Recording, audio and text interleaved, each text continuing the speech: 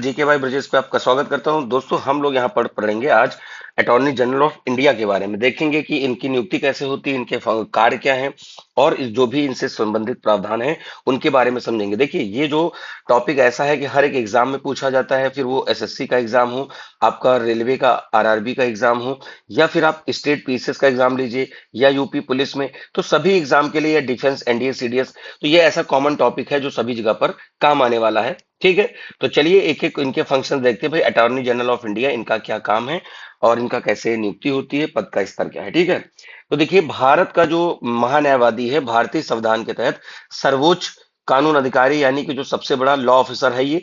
ठीक है, यहाँ पर सबसे बड़ा क्या है, लॉ ऑफिसर ऑफ इंडिया है। परीक्षा के दृष्टिकोण से जो प्रावधान है आप समझिए। देखिए, ये हमारे कॉन्स्टिट्यूशन का पार्ट है। कैसे पार्ट है? क्योंकि इनके लिए एक आर्टिकल दे रखे हैं। कौन सा आर्टिकल है? आर्टिकल 76 में संविधान का मुख्य अनुच्छेद जो इसकी पद की स्थापना करता है, इनकी जो योग्यता है यानी एलिजिबिलिटी और उनकी पावर्स को तय करता है। ये पार्ट्स 5 के संघ की जो यूनियन एग्जीक्यूटिव के अंतर्गत आते हैं। संघ की कार्यकारिणी मतलब यूनियन एग्जीक्यूटिव के अंतर्गत आते हैं।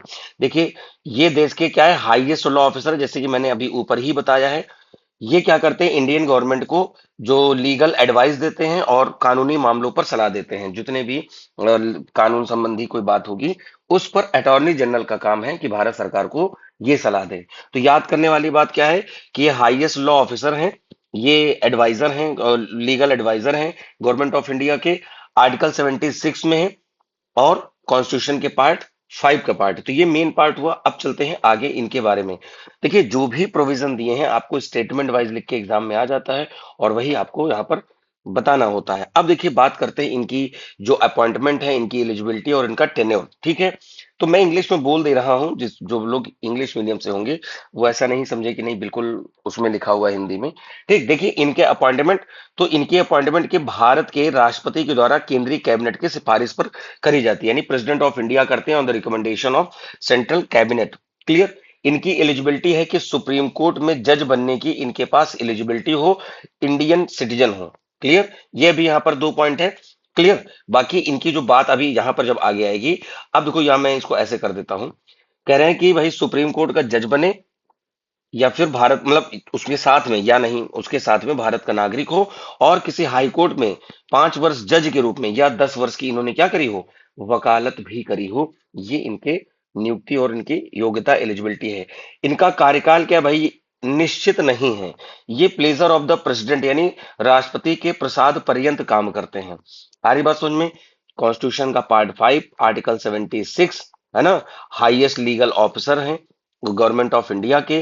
नियुक्ति कौन करते हैं? प्रेसिडेंट करते हैं। इनका कार्यकाल कोई फिक्स नहीं है। ठीक है, और प्लेजर ऑफ प्रेसिडेंट पर ये काम करते हैं। क्या क्या योग्यता होनी चाहिए? सुप्रीम कोर्ट के ये जज बन सके, इंडियन सिटीजन होने चाहिए, या तो 5 वर्ष जज रहे हो किसी कोर्ट में, या फिर 10 वर्ष इन्होंने क्या किया हो, वकालत किया हो। देखिए, यही तो काम आते हैं, यही पॉइंट आपको छोटे छोटे क्या करते हैं, आपको एग्जाम में काम आ जाते हैं। क्लियर है कि नहीं? अब बात कर लेते हैं इनके जो कार्य क्या है, इनके वर्क क्या है, इनकी पावर क्या है और इनके क्या स्पेशल पावर हैं पार्लियामेंट के अंतर्गत।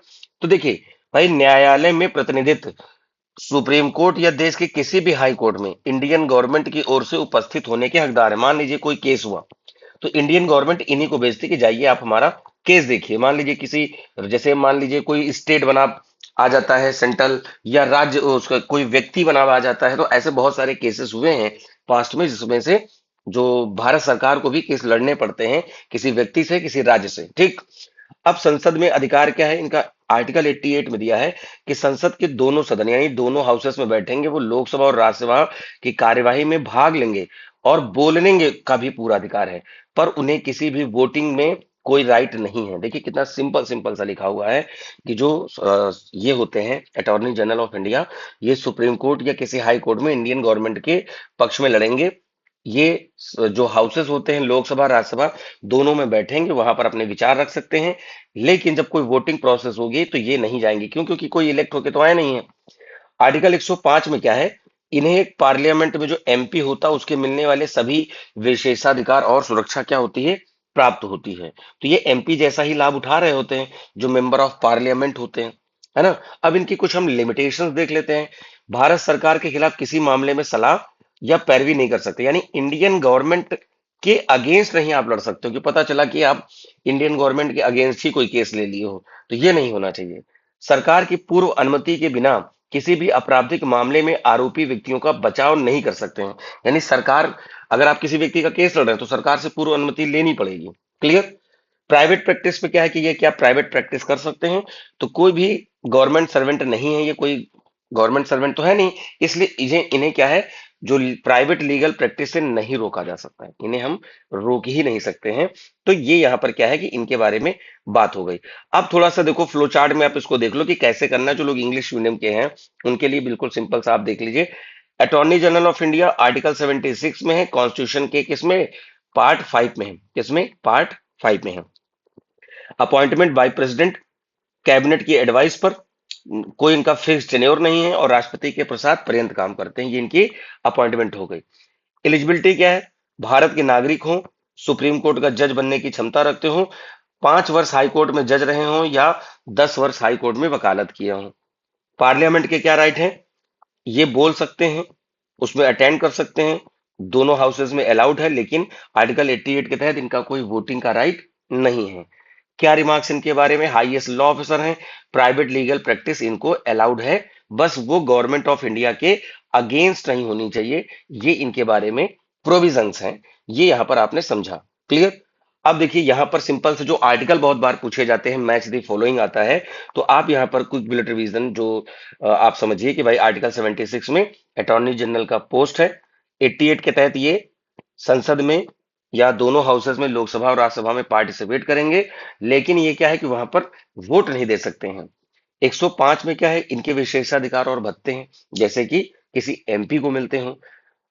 First attorney general of India कौन थे, एमसी सीतलवाड़, भारत के सबसे पहले और सबसे लंबे कार्यकाल तक ये करने वाले रहे हैं।